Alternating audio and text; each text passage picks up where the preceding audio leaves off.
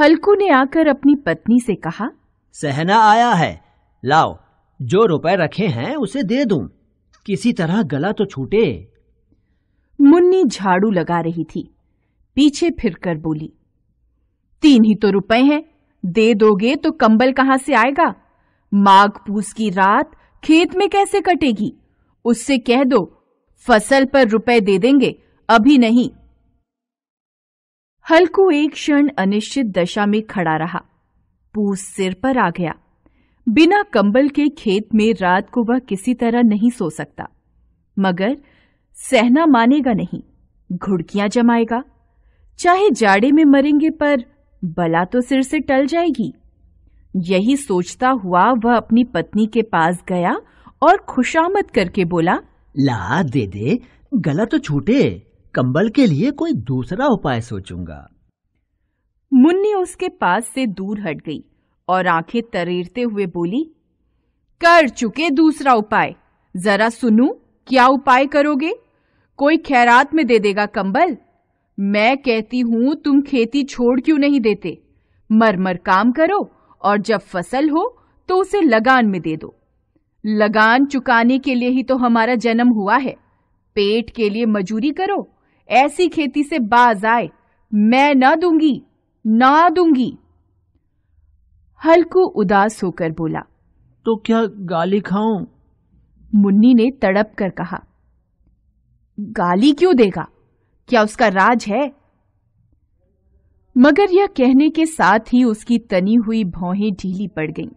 हल्कू के उस वाक्य में जो कठोर सत्य था, वह मानो एक भयानक जंतु की भांति उसे घूर रहा था।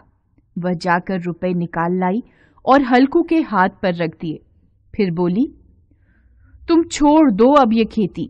मजूरी में सुख से एक रोटी खाने को तो मिलेगी, किसी की धौंस तो न रहेगी। ऐसी खेती किस काम की कि मजूरी करके लाओ और उसे भी इसमें झोंक दो, उस पर ये धौंस सहो। हल्कू ने रुपए लिए और इस तरह बाहर चला मानो अपना हृदय निकाल कर देने जा रहा हो। उसने मजूरी से एक एक पैसा काट कर 3 रुपए कंबल के लिए जमा किए थे। वे आज निकले जा रहे थे। एक एक पग के साथ उसका मस्तक अपनी दीनता के भार से दबा जा रहा था। पूस की अंधेरी रात, आकाश में तारे भी ठिठुरते हुए मालूम होते थे। हल्कू अपने खेत के किनारे ऊख के पत्तों की छतरी के नीचे बांस के खटोले पर अपनी पुरानी सूती चादर ओढ़े पड़ा कांप रहा था। खाट के नीचे उसका संगी कुत्ता जबरा पेट में मुंह डाले सर्दी से कूं कूं कर रहा था। दोनों में से एक को भी नींद नहीं आ रही थी। हल्कू ने घुटनों को गर्दन में चिपकाते हुए कहा, क्यों जबरा, जाड़ा लगता है? कहता तो था घर में पुआल पर लेटा रहे। तू यहाँ क्या लेने आया था? खाओ ठंड, मैं क्या करूं? जानते थे मैं यहाँ हलवा पूरी खाने आ रहा हूँ। दौड़े दौड़े आगे आगे चले आए। अब रो नानी के नाम को। जबरा ने पड़े पड़े दुम हिलाई और अपनी कूकू को दीर्घ बनाता हुआ एक बार जम्हाई लेकर चुप हो गया। उसकी श्वान बुद्धि ने शायद ताड़ लिया कि स्वामी को मेरी कूं से नींद नहीं आ रही है। हल्कू ने हाथ निकालकर जबरा की ठंडी पीठ सहलाते हुए कहा, कल से मत आना मेरे साथ, नहीं तो ठंडे हो जाओगे। यह पछुआ न जाने कहां से बर्फ लिए आ रही है। किसी तरह बस रात कट जाए। यह खेती का मजा है। और एक एक भाग्यवान ऐसे पड़े हैं जिनके पास जाड़ा जाए तो गर्मी से घबरा कर भागे। मोटे गद्दे, लिहाफ, कंबल तकदीर की खूबी है। मजूरी हम करें, मजा दूसरे लूटें। जबरा ने हल्कू के मुंह की ओर देखा। हल्कू, आज और जाड़ा खा ले। कल से यहाँ मैं पुआल बिछा दूंगा, उसी में घुसकर बैठना, तब जाड़ा न लगेगा। जबरा ने अपने पंजे उसके घुटनियों पर रख दिए और उसके मुंह के पास अपना मुंह ले गया। हल्कू को उसकी सांस गर्म लगी।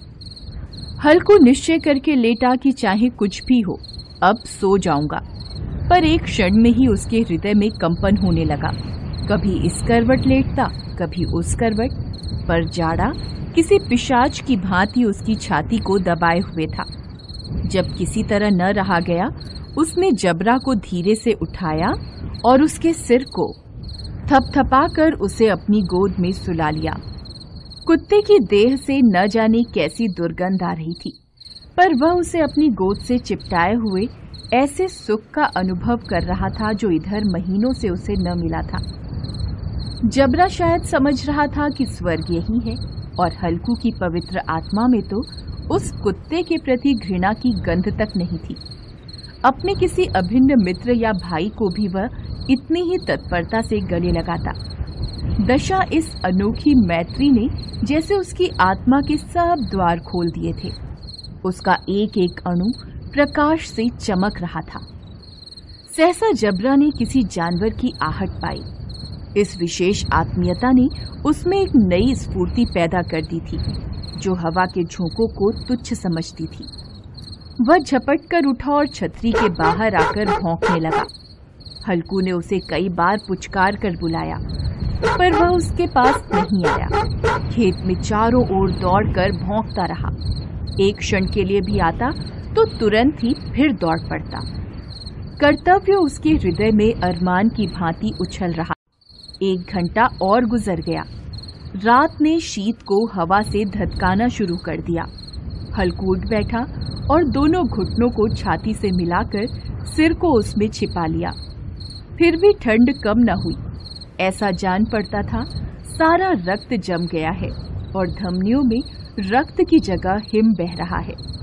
उसने झुककर आकाश की ओर देखा कि अभी कितनी रात बाकी है। सप्तर्षि अभी आकाश में आधे भी नहीं चढ़े। ऊपर आ जाएंगे तब कहीं सवेरा होगा। अभी पहर भर से ऊपर रात है। हल्कू के खेत से कुछ दूर आमों का बाग था। पतझड़ शुरू हो गया था। बाग में पत्तियों का ढेर लगा हुआ था। हल्कू ने सोचा चलकर पत्तियां बटोरूं और उन्हें जलाकर खूब तापूं। रात को कोई मुझे पत्तियां बटोरते देखे तो समझे कोई भूत है, कौन जाने कोई जानवर ही छिपा बैठा हो। मगर अब जाड़े में भी तो बैठे नहीं रहा जाता। उसने पास के अरहर के खेत में जाकर कई पौधे उखाड़ लिए और उनसे एक झाड़ू बनाकर हाथ में सुलगता हुआ उपला लिए बगीचे की तरफ चला। जबरा ने उसे आते देखा तो पास आया और दुम हिलाने लगा। हल्कू ने कहा, अब तो नहीं रहा जाता जबरू, चलो बगीचे में पत्तियां बटोर कर तापें, अभी तो रात बहुत है। जबरा ने कूं कूं करके सहमति प्रकट की और आगे आगे बगीचे की ओर चला। बगीचे में घुप अंधेरा छाया हुआ था और उस अंधकार में निर्दय पवन पत्तियों को कुचलता हुआ चला आता था। वृक्षों से ओस की बूंदें टप टप नीचे टपक रही थीं। हल्कू ने आग जमीन पर रख दी और पत्तियां बटोरने लगा। जरा देर में पत्तियों का ढेर लग गया। हाथ ठिठुरे जाते थे, नंगे पांव गले जाते थे और वह पत्तियों का पहाड़ खड़ा कर रहा था। थोड़ी देर में अलाव जल उठा। उसकी लौ ऊपर वाले वृक्ष की पत्तियों को छू छू कर भागने लगी। हल्कू अलाव के सामने बैठा ताप रहा था। उसने दोनों पांव फैला दिए मानो ठंड को ललकार रहा हो। तेरे जी में जो आए सो कर। ठंड की असीम शक्ति पर विजय पाकर वह विजय गर्व को हृदय में छिपा न सकता था। उसने जबरा से कहा, क्यों जब्बर, अब तो ठंड नहीं लग रही है? जब्बर ने कूं कूं करके मानो कहा, अब क्या ठंड लगती ही रहेगी। पहले से यह उपाय न सूझा, नहीं तो इतनी ठंड क्यों खाते। जबरा ने पूंछ हिलाई। पत्तियां जल चुकी थीं। बगीचे में फिर अंधेरा छा गया था। राख के नीचे कुछ कुछ आग शेष थी, जो हवा का झोंका आ जाने पर जरा जाग उठती थी, पर एक क्षण में फिर आंखें बंद कर लेती थी। हल्कू ने फिर चादर ओढ़ ली और गरम राख के पास बैठा हुआ एक गीत गुनगुनाने लगा। उसके बदन में गर्मी आ गई थी, पर ज्यों-ज्यों शीत बढ़ता जाता था उसे आलस्य दबाए लेता था। जबरा जोर से भौंककर खेत की ओर भागा। हल्कू को ऐसा मालूम हुआ कि जानवरों का एक झुंड उसके खेत में घुस आया है। शायद नीलगायों का झुंड था। उनके कूदने और दौड़ने की आवाजें साफ कान में आ रही थीं। फिर ऐसा लगा कि वे खेत में चर रही हैं। उनके चबाने की आवाज सुनाई देने लगी। उसने दिल में कहा, नहीं, जबरा के होते जानवर खेत में नहीं आ सकता, वह नोच ही डालेगा। मुझे भ्रम हो रहा है। अब तो कुछ नहीं सुनाई देता। मुझे भी कैसा धोखा हुआ। उसने जोर से आवाज लगाई, जबरा, जबरा। जबरा भौंकता रहा, उसके पास नहीं आया। फिर खेत में चरे जाने की आहट मिली। अब वह अपने को धोखा न दे सका। उसे अपनी जगह से हिलना भी जहर लग रहा था। इस जाड़े पाले में खेत में जाना, जानवरों के पीछे दौड़ना असूझ जान पड़ा। वह अपनी जगह से नहीं हिला। उसने जोर से आवाज लगाई, लिहा, लिहा, लिहा। जबरा फिर भौंक उठा। जानवर खेत चर रहे थे। फसल तैयार थी। कैसी अच्छी खेती थी, पर दुष्ट जानवर उसका सर्वनाश किए जा रहे थे।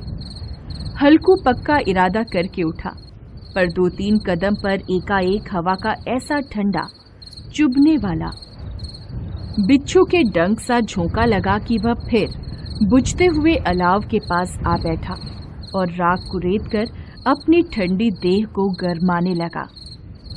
जबरा अपना गला फाड़े डालता था।